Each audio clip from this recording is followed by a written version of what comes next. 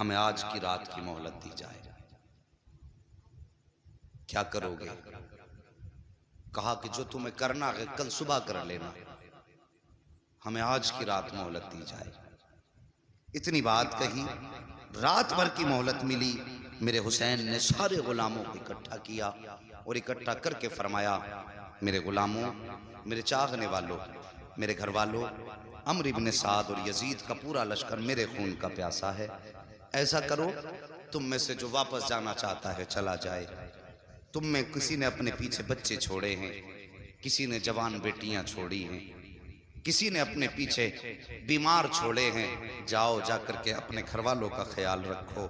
حسین وعدہ کرتا ہے، اگر واپس چلے جاؤ گے میں ناراض نہیں ہوں گا، قیامت کے دن مصطفیٰ سے کہہ کے تمہیں جنت کا پروانہ دلاؤں گا۔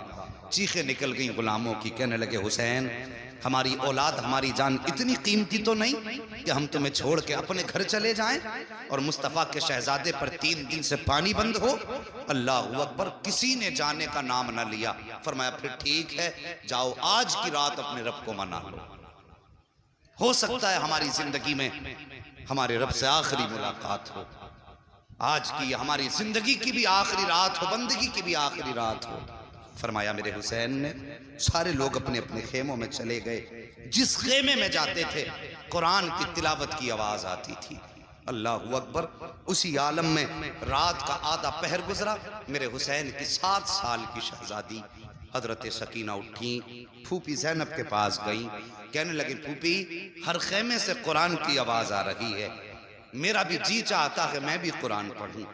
اتنی بات کہی نا، ذرا بیٹی والے اس بات کو دل سے سنیں، اور جن پر اولاد نہیں اللہ حسین کے ذکر کی محفل کے صدقے میں انہیں صاحب اولاد بنا دے۔ کہا امی پھوپھی سب قرآن پڑھ رہے ہیں، میرا بھی جی چاہتا ہے میں بھی قرآن پڑھوں۔ اتنی بات سیدہ سکینہ نے کہی، کہنے لگی بیٹی جاؤ تم قرآن جا کے اپنے بابا سے پڑھو۔ حضرت سکینہ آئیں، میرے حسین قرآن کی تلاوت کر رہے ہیں، کہا بابا ہم بھی قرآن پڑھنا چاہتے ہیں۔ حسین نے کہا بیٹی قرآن کے لیے وضو ضروری ہے۔ اللہ اکبر، جب وضو کی باری آئی کہتی بابا یہاں تو 3 دن سے پانی پینے کو نہیں ملا ہے، وضو کیسے کیا جائے گا؟ فرماتی بیٹی ہمارے اسلام میں رخصت ہے، اگر پانی نہ ملے تیمم کر لو۔ تیمم بیٹی کو کرایا حسین نے، اس کے بعد قرآن لے کر کے بیٹھے ہیں۔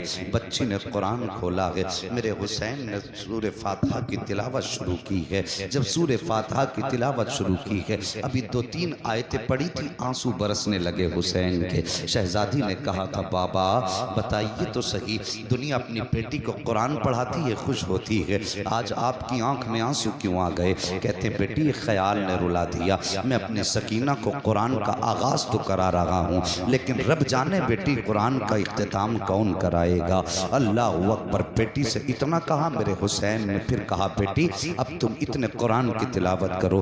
حسین نے سجدے میں سر رکھا، اہل بیت اطہار قرآن پڑھ رہے ہیں، غلامان حسین قرآن پڑھ رہے ہیں، سارے لوگ قرآن کی تلاوت میں مصروف ہیں۔ رات کا آدھا پہر گزرا، تیسرا پہر گزرا، فجر کا وقت آیا۔ میرے حسین نے کہا اکبر جی بابا، کہا بیٹے جاؤ ذرا کربلا کے میدان میں فجر کی اذان پڑھو، جب اذان پڑھ کے واپس آؤ تو میدان کا جائزہ بھی لے کر کے آنا، میدان کا کیا حال ہے۔ یہ کہہ کے آپ نے اکبر کو بھیجا۔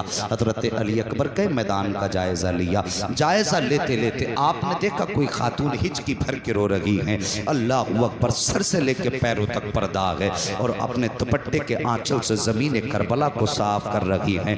صاحب ماں ہوا کرتی ہے، ماں کے اولاد سے رشتے بڑے عجیب ہوا کرتے ہیں۔ اگر بیٹا 7 سمندر پار پردیس میں ہوتا ہے، بیٹا بیمار ہو جائے تو ماں کو ہندوستان میں پتہ چل جاتا ہے۔ اگر ماں بیٹے کے بیچ کتنی بھی دوریاں ہوں، بیٹے پہ مصیبتیں آئیں تو ماں کی نیند اڑ جایا کرتی ہے۔ مائیں صبح کو اٹھ کے کہتی فون تو لگاؤ، مجھے لگتا ہے میرا بیٹا بیمار ہے، پتہ تو کرو میرے بیٹے کی طبیعت تو ٹھیک ہے۔ کتنا عجیب رشتہ ہوتا ہے باپ اور بیٹے کے درمیان، ماں اور بیٹے کے درمیان۔ اور صاحب یہ تیری میری ماں کا رشتہ ہے، پھر حسین کی ماں کا رشتہ حسین سے کیسا رہا ہوگا؟ کبھی دل سے بھی تو سوچا کرو۔ کرو. آپ اپنے دوپٹے سے زمین کربلا کو صاف کر رہی ہیں. حضرت علی اکبر نے خاتون کے رونے کی آواز سنی. جیسی آواز سنی قریب گئے, جا کے کہتے خاتون بتا تو صحیح کہاں کی رہنے والی ہو اور اس میدان کربلا میں تمہارا کیا کام ہے؟ کوئی جواب خاتون نے نہ دیا. آپ واپس آئے. آقا حسین نے کہا اکبر کا جی بابا, کیا تم نے کربلا کے میدان کو دیکھ لیا؟ ہاں بابا.